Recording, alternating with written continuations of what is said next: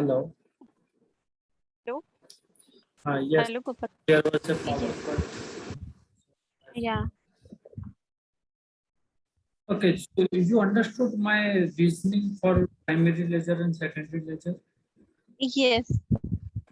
Do you have any questions for me?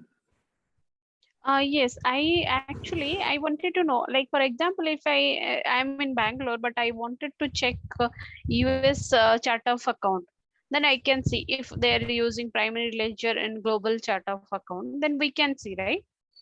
Yes, you can see only after if they give you access for the US ledger. Okay. But you told na it will be same for all. Yes, account will be same for all, but the responsibility will be different Different. Oh, because this all comes from the your organization structure. As I told you, business group is at the country level. It is the Ribbon Group India is a one business group. Ledger.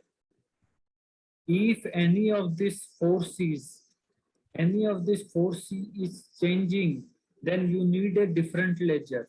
So for that ledger, you need to have access. For that legal entity also, need to have access. If that legal account, if you are working in accounts payable, for that operating unit, you need to have access.